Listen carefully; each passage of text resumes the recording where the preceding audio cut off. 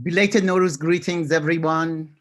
Welcome to another session of Iranian Studies webinar series that is devoted to the twin themes of Iranian cinema and women's poetry or women poets.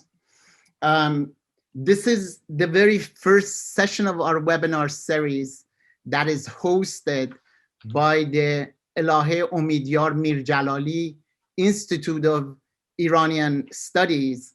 And from now on, instead of Toronto Initiative for Iranian Studies, the host of our seminar series, webinar series would be the Elahé Omidyar Mir-Djalali Institute of Iranian Studies. The webinar series has been supported by a number of departments at the University of Toronto, Department of History, Historical Studies, Near and Middle Eastern Civilizations, Women, Gender and Sexuality Studies at UTM, the Cinema Studies Institute, the Center for Comparative Literature, and Critical Studies in Equity and Solidarity. In addition, it has been supported by the Department of History at York University and the Department of English at Ryerson. I am personally grateful for the critical support of these departments and also the colleagues in these departments, Professor Victoria Tahmasbi, Shahzad Mojab, Sara Saljouqi, Khatere Sheibani, Leila Purtabaf, Nima Naqibi, Azita Talaqani, and Mahdiye Walizadeh. I also want to thank Archivist Muzaffari, who has been actively organizing the events behind the scene, and also Golbagh Kaptalai, who later on will be introducing our speaker and moderating the session. Before we go there, I would like to express our collective gratitude to the Indigenous people of Canada and the land on which the University of Toronto operates.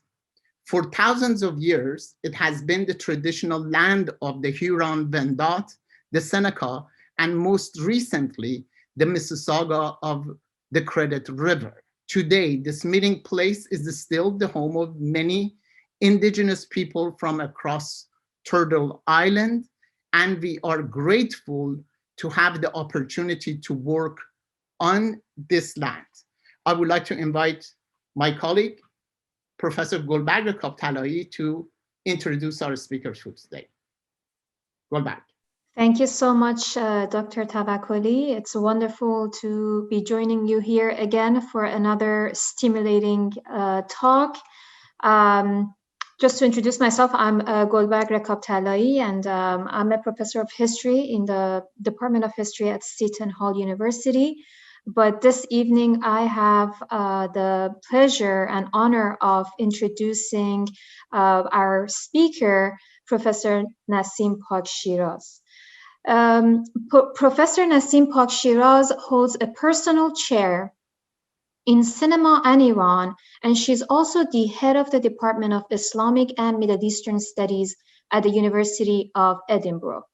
After finishing her BA in Tehran, she completed a postgraduate program in Islamic Studies and Humanities, followed by an MA in the Anthropology of Media and a PhD in Film and Media at the University of London's School of Oriental and African Studies. Professor Pak-Shiraz joined the University of Edinburgh in 2010. She has published in the fields of visual cultures, constructions of masculinity, and the engagement of religion and film. She has authored Shi'i Islam in Iranian Cinema, Religion and Spirituality in Film, and she is the editor of a special issue in the Journal of Iranian Studies titled Visualizing Iran from the Antiquity to the Present. Professor Pak-Shiraz is also active on the cultural scene and engages with international film festivals, both within and outside the UK. She has curated 5 annual film festivals in Edinburgh and has been a jury member and presenter at a number of international film festivals in Europe and Asia. Today, Professor Pak-Shiraz will present a paper for us titled Women Depicting Freedom of Movement in Iranian Cinema. Professor Pak-Shiraz, the Zoom room is yours. Thank you very much, Dr. Rekab Talai, and special thanks to Professor Tawakkoli Targhi for giving me the honor of being amongst all of you friends and colleagues. It really is a great pleasure to be able to share my current research with you, which I have to say at the beginning is a work in progress. The title of this talk, and allow me to share my PowerPoint with you.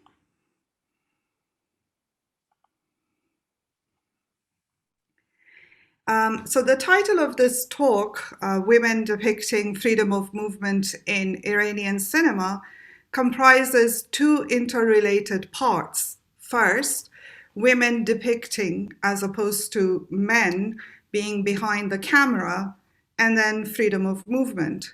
I will start by briefly discussing some of the challenges that female filmmakers face in Iran and the invisible boundaries within which they have to operate. Next, I will discuss the concept of freedom of movement. And finally, I will bring these two parts of my talk together with reference to the three films as case studies. Regardless of their gender, filmmakers are forced to negotiate their way in Iranian cinema. As elsewhere in the world, cinema is a male-dominated industry with institutional sexism, an old and ongoing challenge that has yet to be resolved. The Harvey Weinstein scandal highlighted some of the many serious problems that women face within the industry, which we can safely assume is not limited to Hollywood. The issue here is not whether any society is immune to a patriarchal structure. We are still far away from attaining gender equality in any society. The additional challenge for Iranian women, however, is that patriarchy is not limited to social structures and traditions, but constitutionally embedded and legally enforced. What does this mean for women filmmakers in Iran? It means that they not only have to negotiate their way through the strict monitoring codes and regulations, but that they also have to overcome its complex patriarchal systems. Has this stopped them? There is no way for us to assess how many more filmmakers might have emerged without these restrictions. What we know for certain, however, is that there are a significant number of women who have not allowed these obstacles to come in the way of their artistic production. Before the 1979 revolution, only 4 female filmmakers made a film. Shahla Riyahi's Marjan, made in 1956, did not do well at the box office. Forough Farrokhzad's poetic documentary, The House is Black, in 1962, received more recognition outside Iran than inside at the time. Marwa Nabili's Seal Soil, made in 1977, was never screened, and Kobra Saidi's 1979 film Maryam wa Mani had a very limited screening in 1980, and it was made in 1979. After the revolution, the government issued regulatory codes that required the Ministry of Culture and Islamic Guidance to monitor the compliance of artistic productions with these regulations. The strict monitoring of cinema, however, is not just the purview of the ministry. There are multiple other formal and informal channels that control cinema. These include the religious authorities or other powerful social actors, such as the voluntary paramilitary group, the Basij, who might take offense to a particular depiction or narrative in a film. They can subsequently exert enough pressure to have it banned, even after it has received all the necessary permits from the Ministry of Culture and Islamic Guidance. In the early years, as we already know, women in film were for the most part ghostly figures in the background.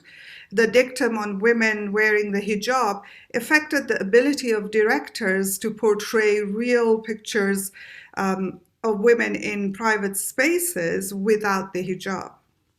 This contributed to directors' further self-censorship, who had already avoided focusing on women in their narrative.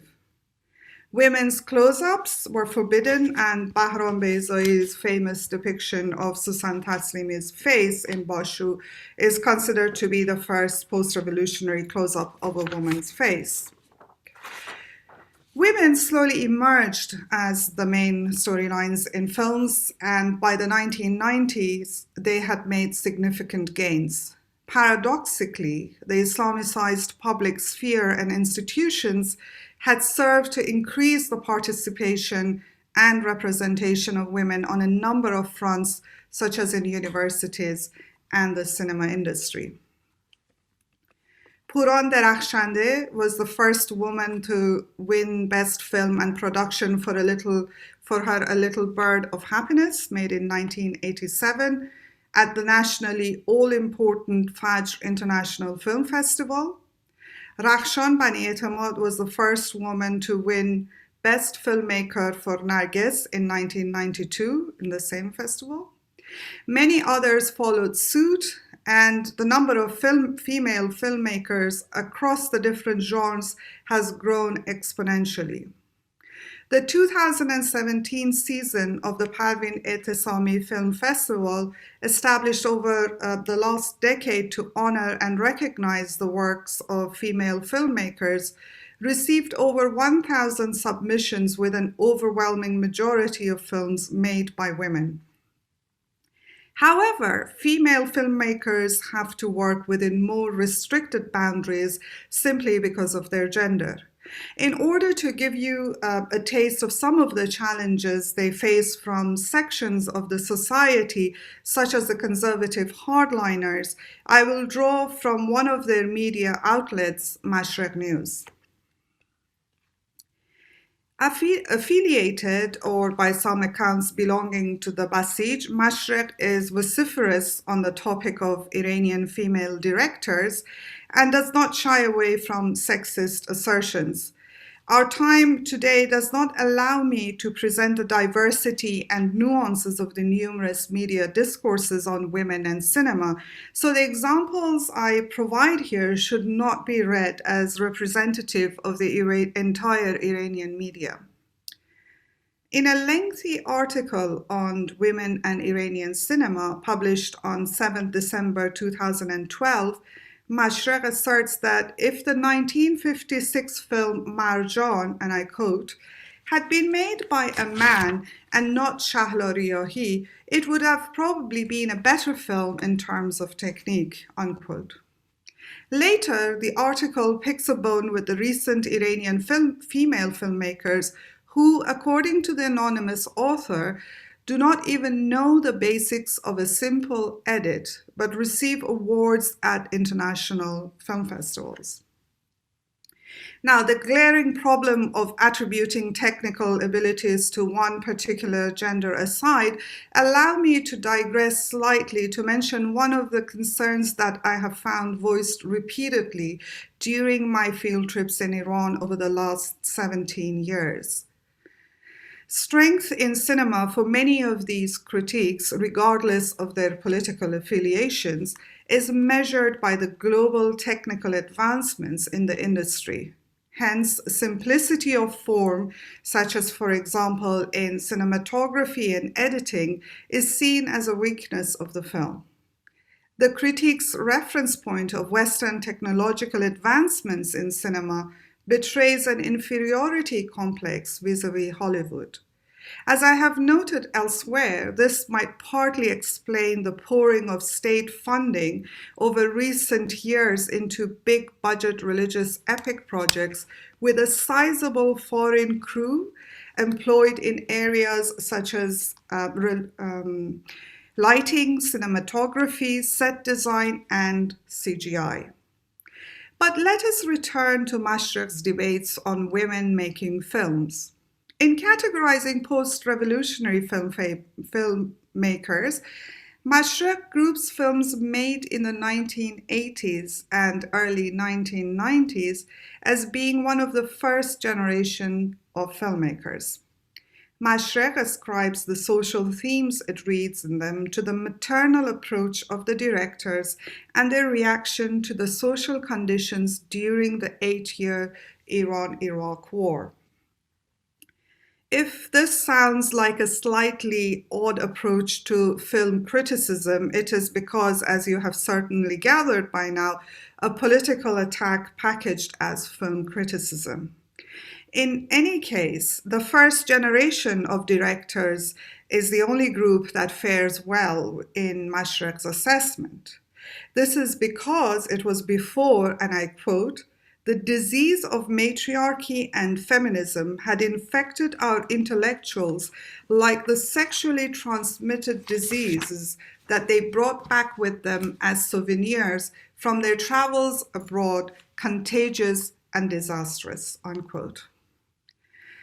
According to Mashrek, Samira Makhmalbaf is the, and this is the quote that I just read for you in Persian.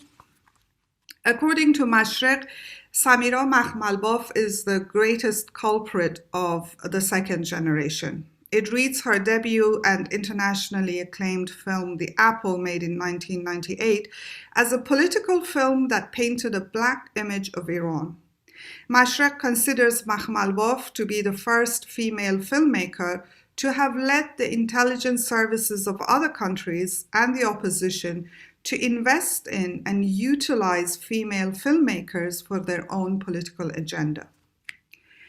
The appearance of others on the scene, such as Shirin Nishad, Marjane Satrapi, Granaz Musavi, should also be attributed to Samira Makhmalbaf. This, Mashrek emphasizes, began the trend of what it labels as, and I quote, feminine cultural sellout, farhang furushi zanane, in return for which they were awarded international prizes.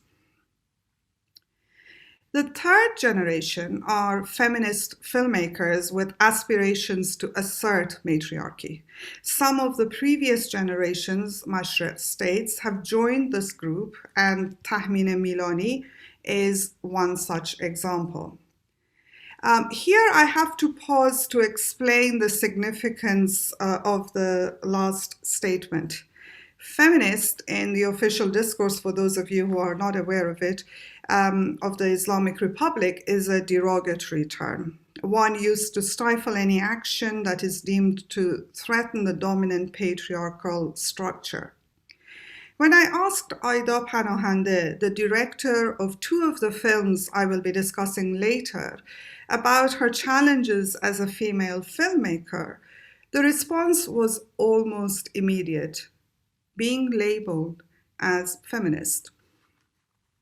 She went on to state, in Iran, when a female filmmaker makes a film on social issues related to women, they immediately label her feminist. And this means that however good your film may be, it lacks any artistic value. This extends to many of the so-called intellectual critiques. You're not taken seriously, at least not as much as the male filmmakers, unquote. Let us now turn to the second part of the talk, freedom of movement. When we think of freedom of movement, what comes to mind? Is it the heated debates around immigration and national borders? Or perhaps for those of us in Britain, the impact of Brexit on our ability to move freely in the European Union? Or is it the recent global restrictions on private and public spaces imposed by the pandemic? Of course, freedom of movement is complex. It can differ from individual to individual depending on the context, historical period, and social background. What about the freedom of What about the freedom to move not just across national borders, but within public and private spaces? What is public and what is private also keeps changing. Does gender come to mind when we think of freedom of movement? The role of gender is rarely discussed in these larger debates, but gender defines our access and experience of space. This is more pronounced in some contexts, such as Iran. Historically, women have seldom played an active role in the social order of Iran. Patriarchal values have drawn the physical, legal, political, and religious spaces that men and women can occupy. In the modern period, women's bodies have been the site of political battles from their forced unveiling in 1936 to their forced veiling after the revolution in 1979. But there is more to freedom of movement than forced veiling. Historically, the spaces that women can inhabit have been strictly regulated by patriarchal rulings. A complex set of religious, political, and legal structures have restricted the movement of different genders in Iranian society. Cinema, as one form of art, can enable us to study these limitations within Iran. Here, I want to focus on how female Iranian filmmakers have commented on and challenged the current social constructions and restrictions. As noted at the outset of this talk, one of the paradoxes of the Islamic Republic is women's increased participation and representation across a number of fronts, from universities to the cinema industry. For example, by the early 2000s, Iran had more female directors than the United Kingdom. The comparison is easy because of the low numbers in the UK at the time. However, the constitutionally embedded and legally enforced patriarchy in Iran can restrict women's movement as men hold the rights to divorce, children's custody and guardianship, and the ability to withhold permission for their wives and daughters to leave the country. By employing the rich language of film, filmmakers have created an alternative space to highlight challenges that can otherwise be difficult to publicly debate. In tonight's talk, or for some of you this morning's talk, I'm going to look at the more concealed implications of male domination. When we talk about freedom of movement, there is an implied reference to boundaries.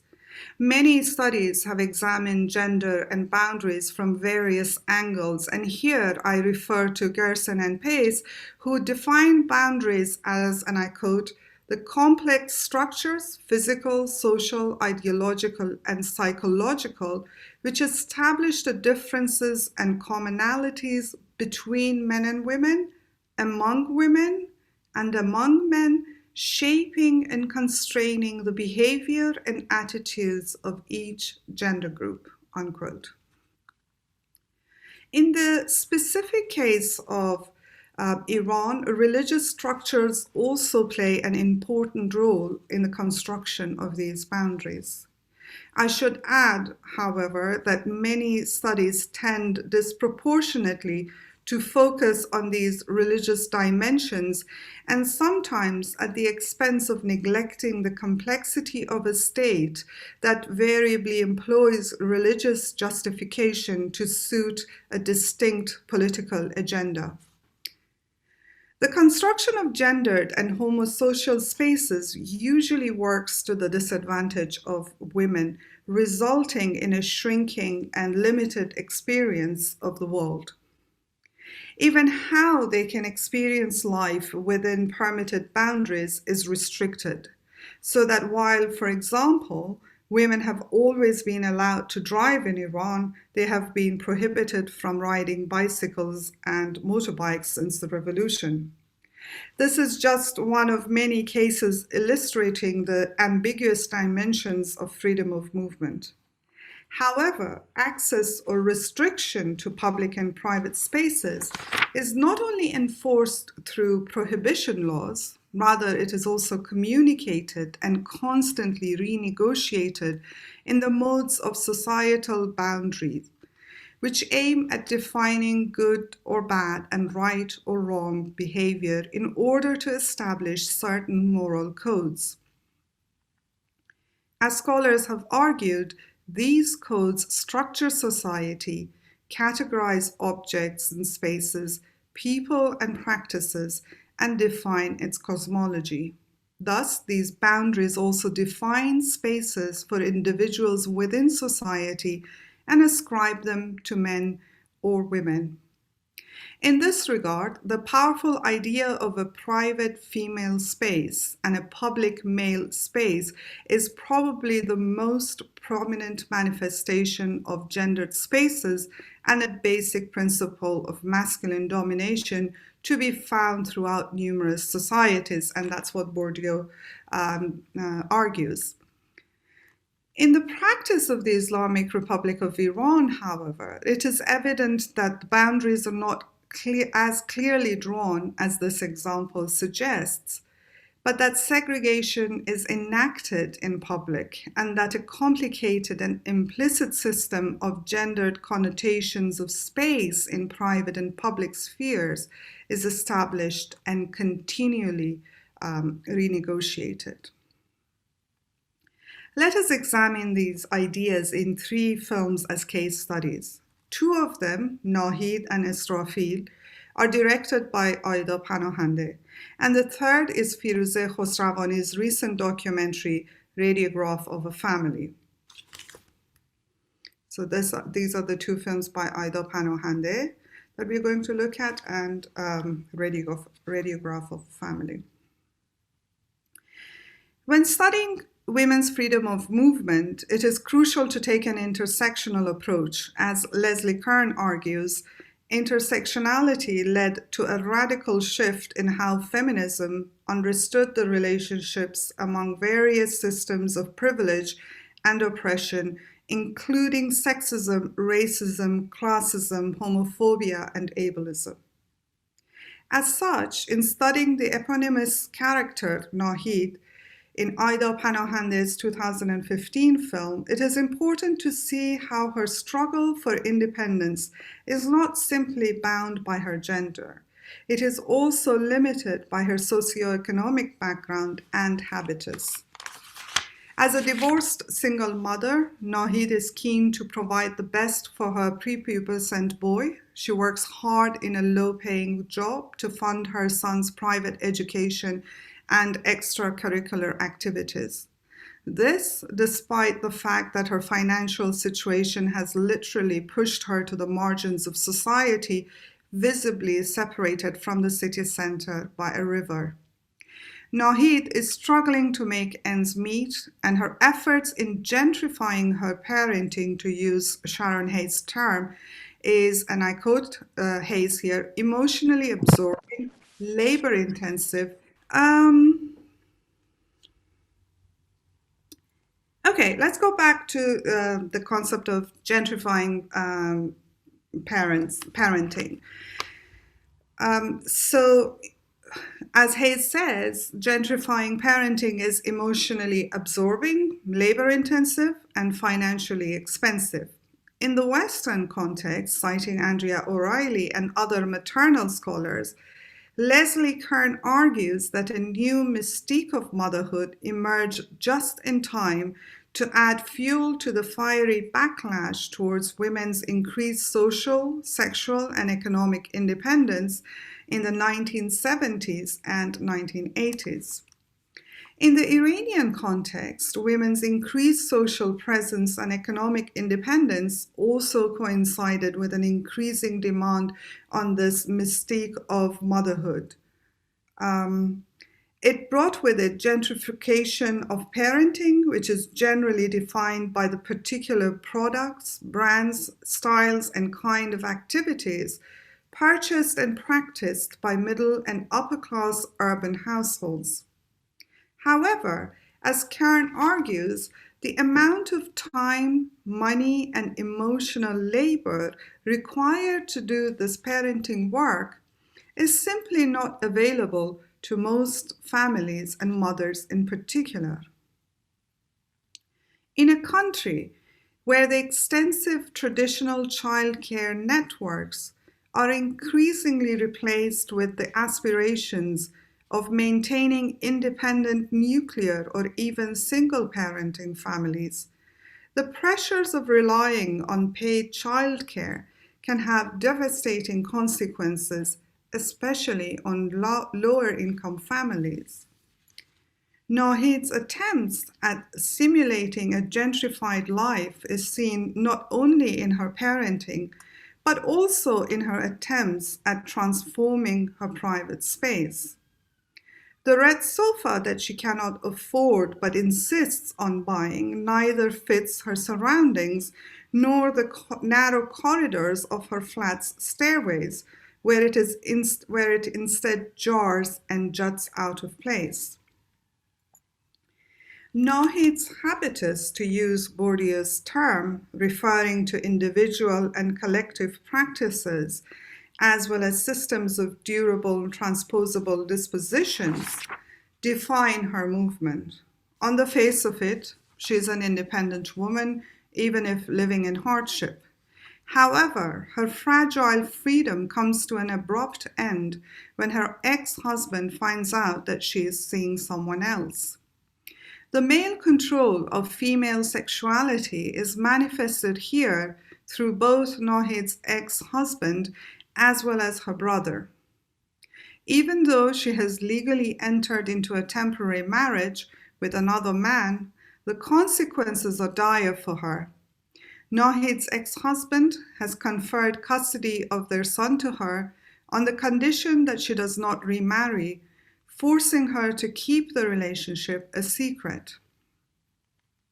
Even though she is in love with her new husband, she rejects his repeated requests to enter into a permanent marriage because it would have to be recorded on her ID, and she would therefore lose custody of her son. Nahid's sexual liaison creates such rage in her ex that he does what he knows will hurt her most, taking away their son from her as well as the little independence she had created and carved out for herself. When her brother, as the patriarch of the family, finds out about the temporary marriage, he takes it as a great stain on his honor. He forces Nahid back to the paternal home for her spatial and moral transgressions. Even though temporary marriages are legally and religiously sanctioned, they are not socially accepted in the most part. On the one hand, Nahid has to contend with the religious and legal rights that privilege the father for custody, despite his history of addiction, lack of a career, or a home of his own. In fact, the legally enforced patriarchy indirectly endows him with the right to monitor and control Nahid's sexuality even after her divorce from him. On the other hand, she also has to face the harsh social boundaries that reject the same religious and legal allowances when it comes to sexual relationships outside permanent marriage. Nahid is subsequently forbidden from going to work and duly housebound to prevent any further transgressions. It is her habitus that further tightens the physical and implicit boundaries around her, to break free of which she needs to also contend with these collective social practices. When her brother brokers a rapprochement between Nahid and her ex-husband as an attempt to rein her back into the accepted social boundaries, Nahid's resistance results in her hurting herself. It is not clear whether she inadvertently cut herself when her ex-husband approaches her in the kitchen as she's peeling vegetables, or whether he played a more active, if equally inadvertent part in the incident. Let's watch two of the clips from this film.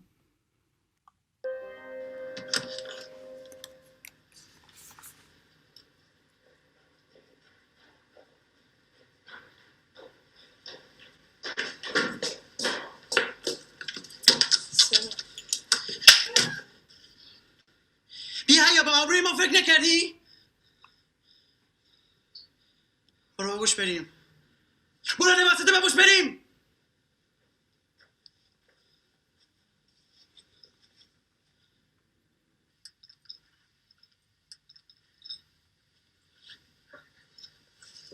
این چیه؟ مهمان داره میاد. کی؟ عمتی نه. زنگ زدن سر خیابانن نزدیکن.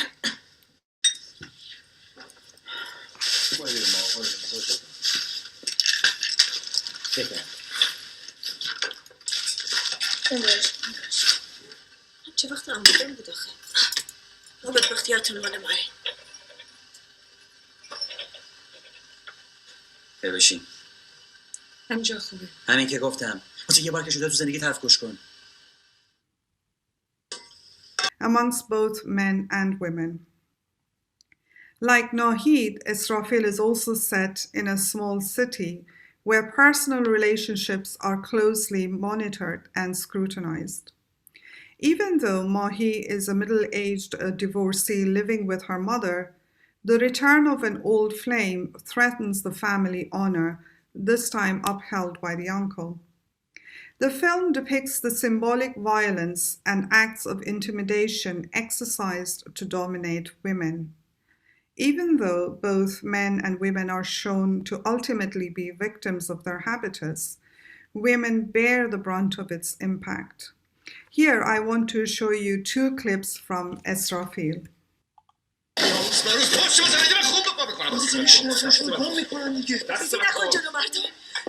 حالا سکسی میکنی یا اومدن که اومدن فامیلن دیگه. تو فامیلن حسا من انقدر بیغیرت شدم که آقا چه خبره؟ مهمان داره بی از چه کنیم دیگه؟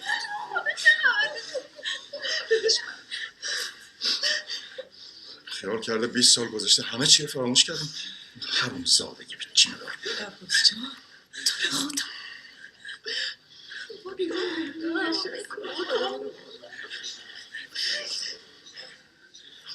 همینجا بمون. بیرون نیا. هیچی ندار.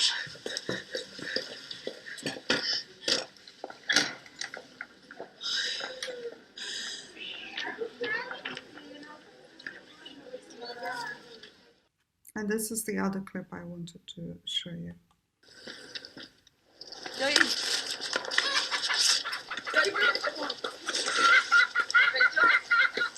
مایی؟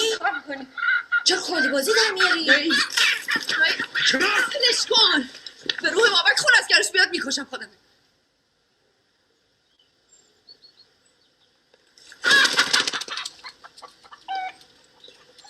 جنازه پسرت هنوز تازه هستش. باز؟ باید همون 20 سال پیش تو رو ول میکردیم گوشه حمام انقدر خون از تو میرفت تموم میکردی.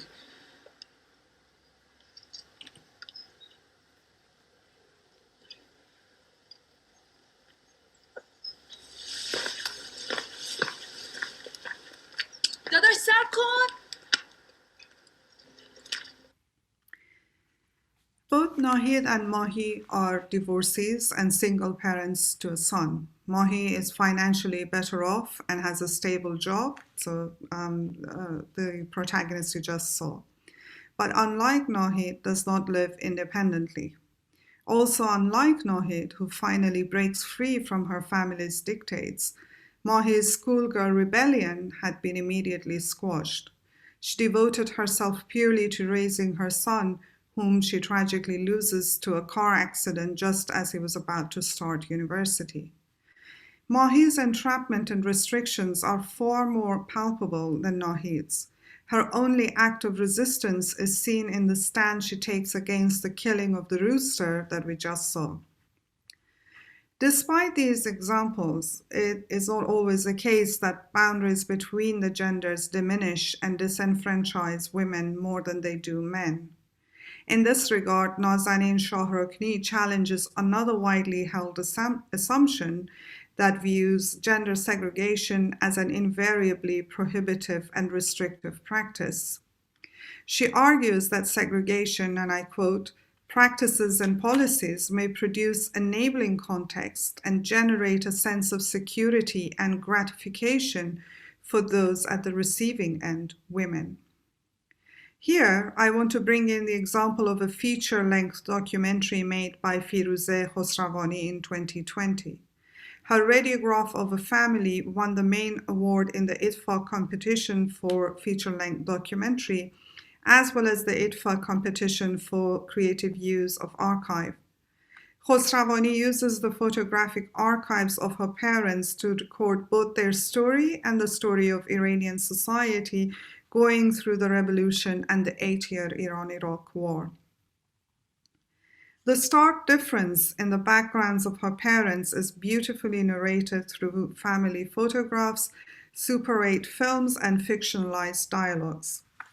Khosravani's father is from a secular background and had fallen in love with her mother, who is from a very religious background. They start their life together in Switzerland, where her father studied and worked as a radiologist before the revolution. However, as Khosravani says, the revolution didn't just happen in the streets of Iran, but metaphorically in their house. Through the retelling of her parents' story, as exemplified by a clip I'm about to show you, we can see how the Islamicized public spaces empowered Khosravani's mother's position and facilitated her access and presence in the public, and correspondingly her father's shrinking role and persona. And this I've allowed for a longer clip so you get a sense of it. آلبوم ها پر از خاطرات پدر بود. حالا تهی شده بود از پدر. پر بود از عکس‌های مادر و دوستان جدیدش. دنیای مادر وسیع‌تر شده بود. تو این دنیای تازه اون دوستانی داشت شبیه خودش. همون شور، همون کلمات، همون پوشش. اون حالا یک مسلمون انقلابی تمام عیار شده بود. مادر جای معلمی نشست که توسط انقلابی ها پاکسازی شده بود. اون اونقدر متعهد و وفادار به انقلاب بود که کمی بعد مدیر همون مدرسه شد. بعد از اون مدرسه خونه اصلی مادر شد.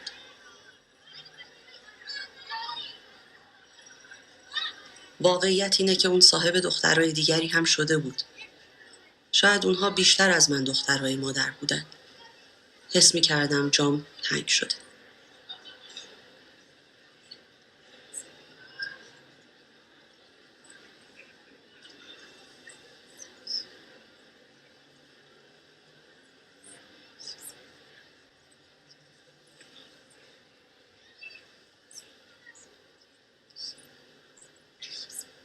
ربنا لا تؤاخذنا إن نسينا ربنا لا تحمل علينا إصرا كما حملته على الذين. انقلاب به ما زنهای ایران یاد داد که کالا نیستیم.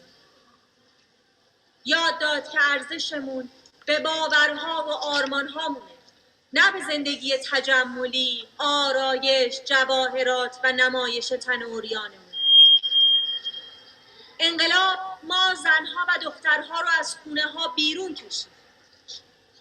به ما معنی و هدف داد.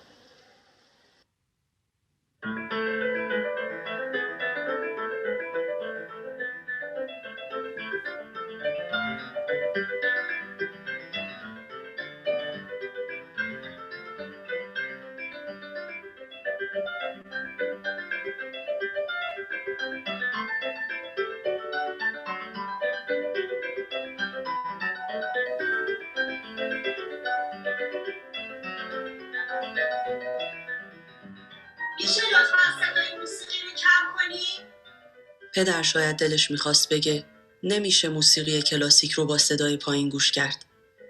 یک قسمت‌هایش اصلاً شنیده نمیشه. اما گفت چشم کم میکنم.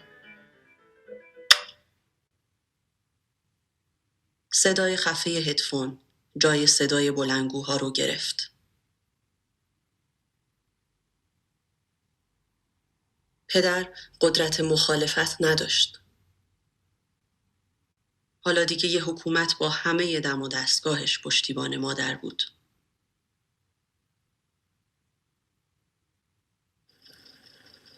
تو هیچ وقت خونه نیستی. من نگران فیروزم. نگران نباش. تو دنیا هیچی نمیتونه جای خالی مادر رو برای بچه پر کنه. فیروزه داره انقلابی بزرگ میشه.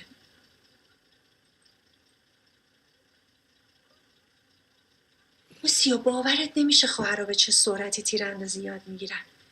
صبر کن به زنها حکم جهاد بدن، ببین چطوری بجنگی.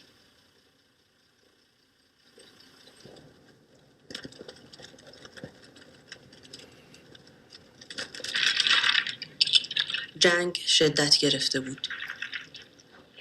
مدتی بود که سفرهای چند روزه مادر به پشت جبهه و آموزش نظامی شروع شده بود.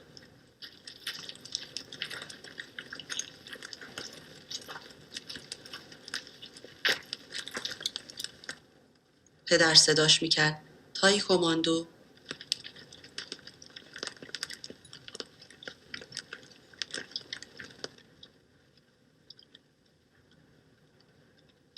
اون روزها پدر غمگین بود. در جواب هر کسی که سراغ مادر رو میگرفت میگفت رفته سفر.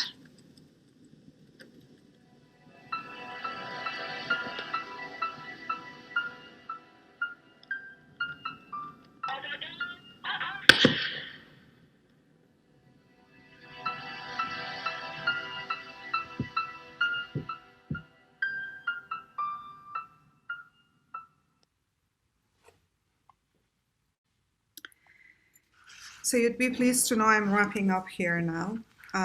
There are many aspects to study in respect to freedom of movement, and I'm undertaking a much larger project on this. Here, I examine the social norms and contradictory demands that limit women's movement.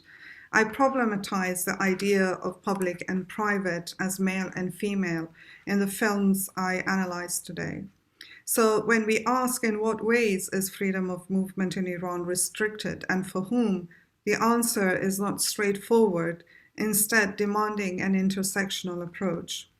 Similarly, male domination and female subjugation can sometimes be reversed, as we just saw in the example of radiograph. However, male domination still remains the predominant norm, and acts of transgression and resistance by women against established orders are severely punished. Whilst women in Iran have continued to question the legal impositions on their freedoms, such as rights to divorce, custody, and travel, it is the more insidious social practices that are most effective in restricting women's daily movement in both in the public and private spheres, and that we should pay closer attention to. Thank you.